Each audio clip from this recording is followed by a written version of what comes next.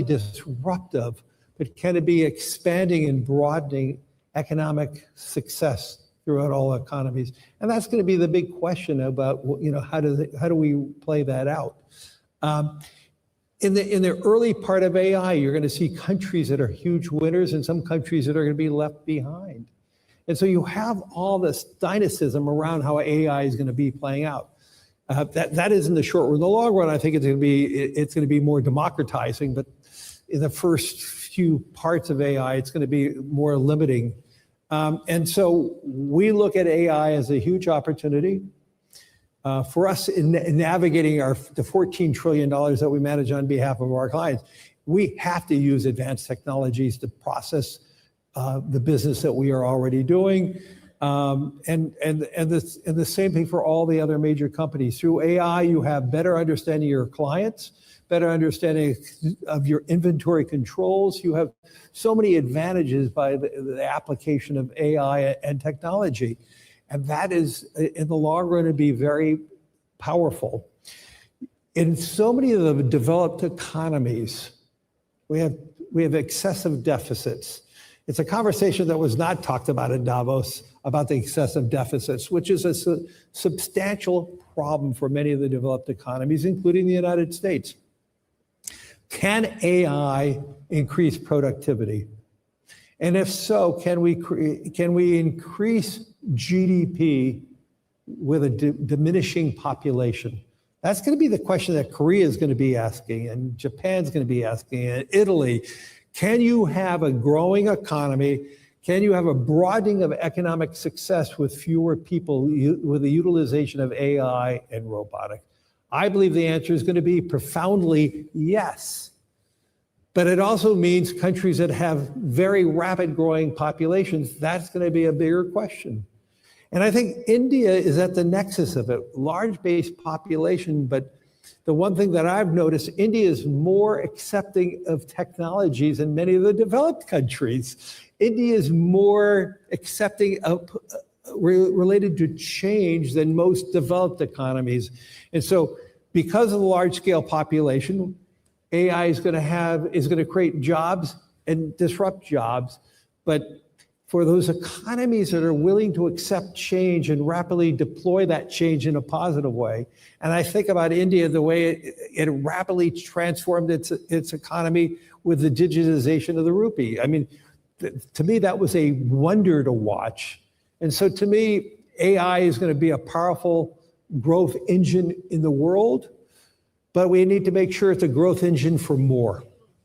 You're absolutely right. And, to your point about India surprising on the digitization front, this was a surprising fact for me as well. The Binance CEO in Davos telling me that India is the #1 adopter of blockchain technology. And that's something that I was not aware of. But Mr. Ambani, since we're talking about AI and we're talking about technology, to Larry Fink's point, how do we leverage all of this to create shared wealth creation?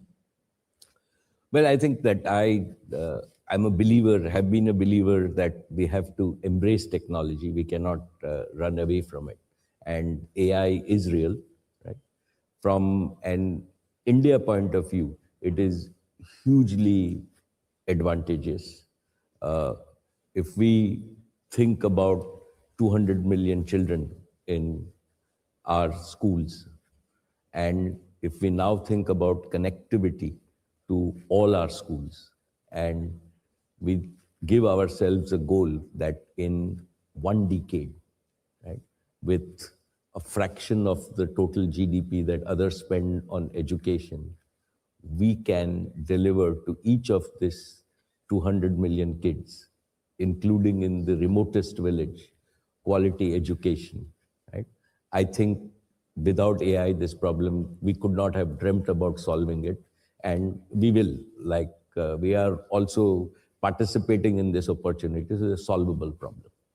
You take healthcare and saying India is a large economy, 1.4 billion people, but without any social security, without any organized health safety net, right? As yet, relative to all the other countries, can we deliver everybody, like the large economies spend 8, 10, 12% of their GDP on delivering healthcare to their citizens.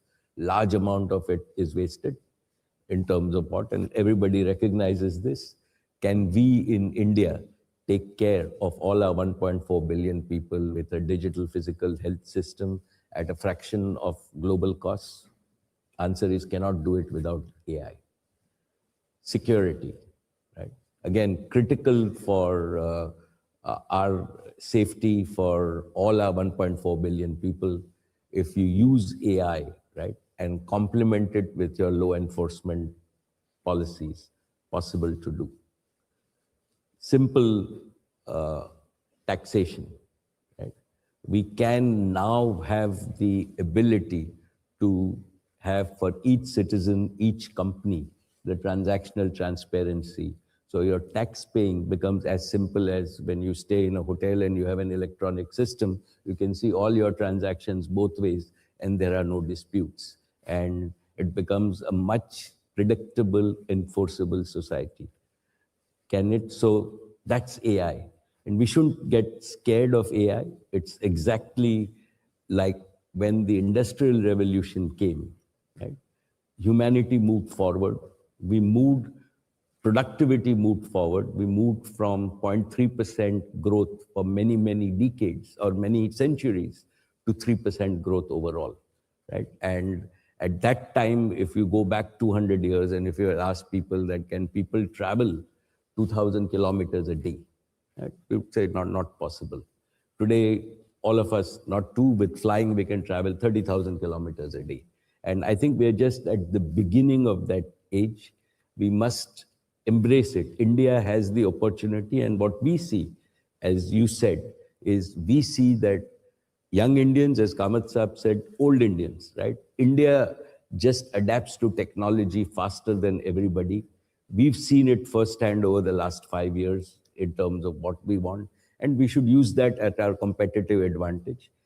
Embrace this, get the productivity advantage, get the earnings advantage, build a better society in terms of, and use tomorrow's technology before anybody else so that we catch up from our $4,000 or a few $1,000s per capita to double-digit per capita, and then get to, the US is still at $40,000, $50,000 a capita, so we've got a long way to go.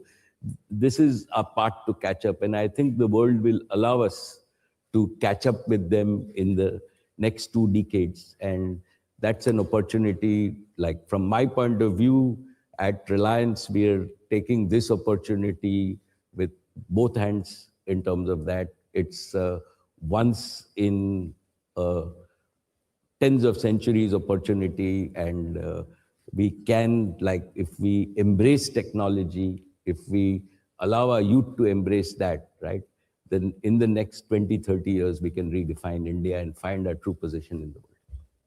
A multi-generational opportunity, as you put it, Mr. Ambani. But Mr. Fink, let me address the issue that you brought up and said it didn't get enough attention in Davos, and that was deficit. But what did get a lot of attention in Davos was, of course, the interest rate trajectory that the world is going to be faced with, and how you see some of these factors impacting markets globally, the investment sentiment globally as well.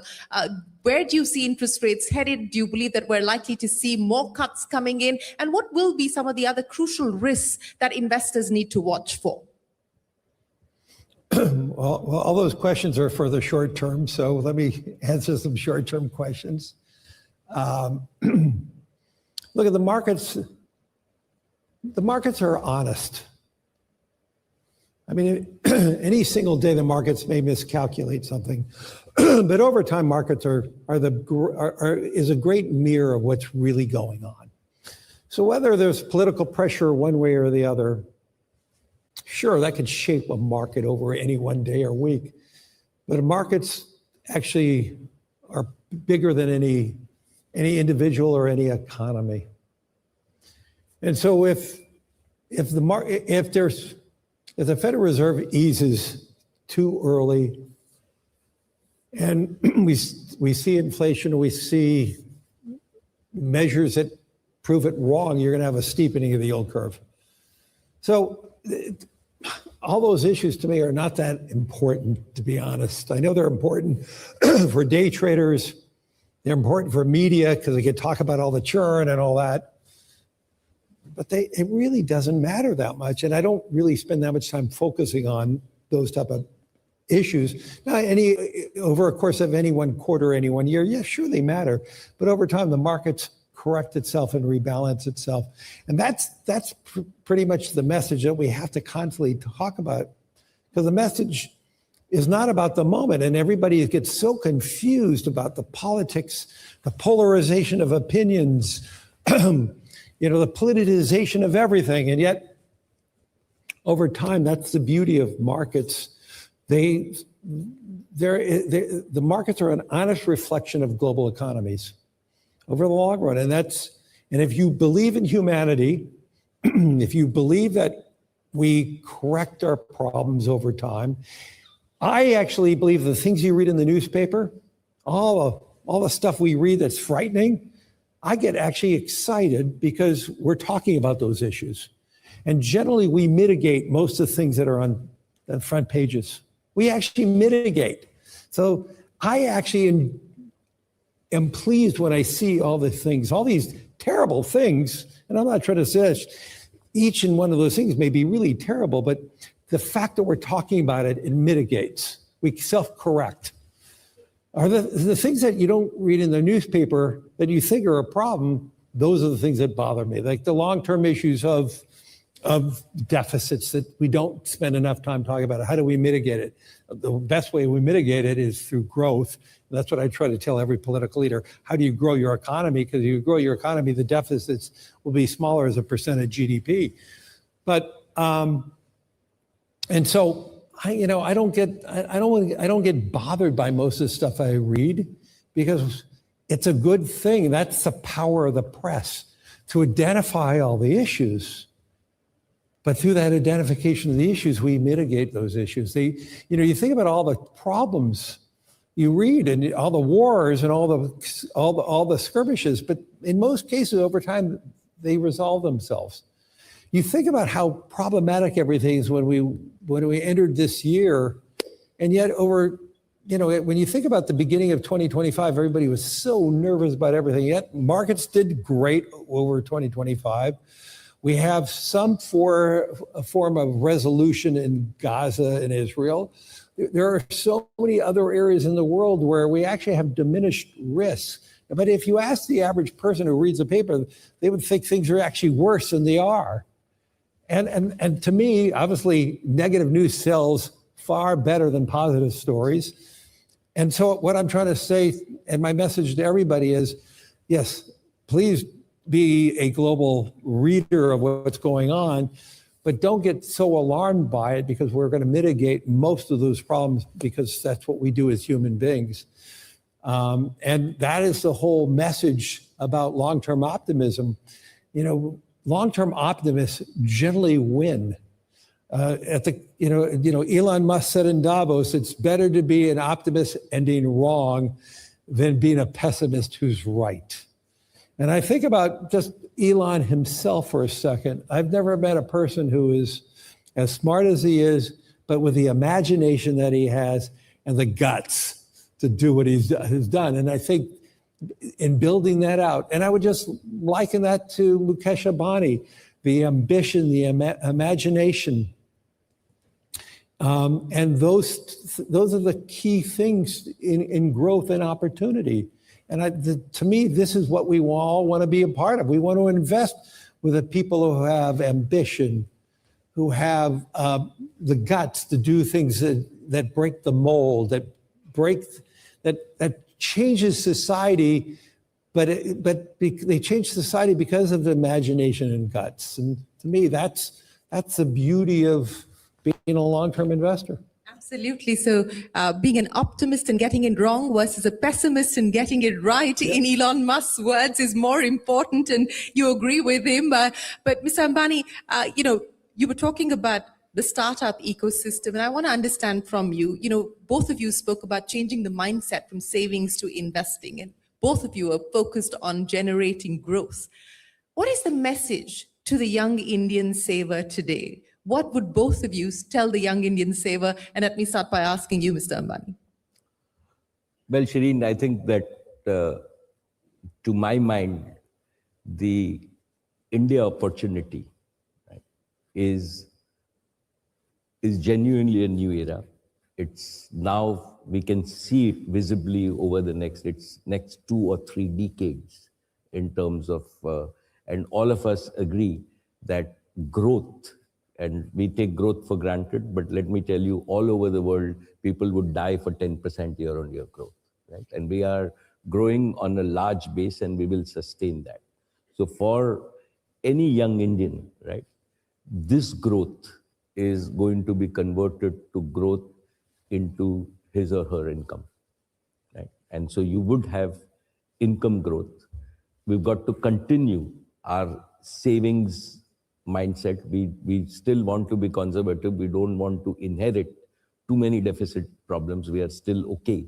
So as long as we save, and if we make that mental mindset in terms of saying we will go and invest our savings to grow with India back into productive uses, to have these productive uses, Jio, BlackRock, and the whole financial community. Today, to my mind, like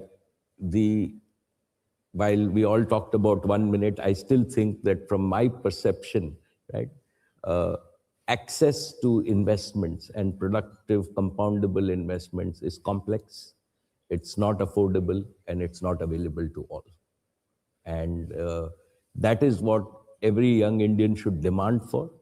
And it's our job in industry to do exactly what we did with Jio, that it should be available to all. And then people will benefit from the power of compounding. I think that we talked about compounding, but money in a bank account lying in simple interest is not compounding. Money in stock market is compounding, and India has an efficient market. We have now regulated it well. And if we can channelize this money to grow for every Indian along with them, right? That is the opportunity that we have, where hundreds of millions of Indians, right, become owners of wealth and don't only observe wealth creation. And I think that India is well equipped. The institutional mechanism as well as the corporate mechanism is aligned with that very fact that we are here utilizing all the technologies to enable this for Indians is there. And within this framework, right, there are still many, many unsolved problems. And even after 3 decades, there'll be many unsolved problems. So the opportunity for startups, think in a big macro piece, right? It's a $110 trillion world, 4.5 trillion India, right? The $110 trillion world with AI productivity will go up to a $300 trillion world in 3 decades, right? India has the opportunity to take its share. So there is like 35 trillion. We have 30 trillion of new value, right? That has to be created. And that means there is 30 trillion of new market value. And that is what people will participate in the next 3 decades. And that's why even 100 Reliances might not be enough. But that's the opportunity for a young Indian starting today. I think your message to young Indians in the context of what you've seen happen in the other countries that you operate in. Mostly believe in your own country. Believe in the opportunity growth. I mean, think about it. If India can grow 10% a year, then let's assume the stock market only grows at 10% a year. It grows at a multiple of the growth of a GDP. But let's just assume it only, that means you're doubling your pool of money every 6.5 years.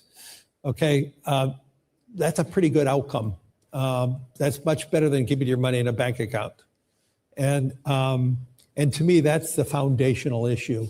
Grow with your country, and if you believe that there's leverage in the system, which there is, if the economy grows at 10%, the equity markets are going to grow,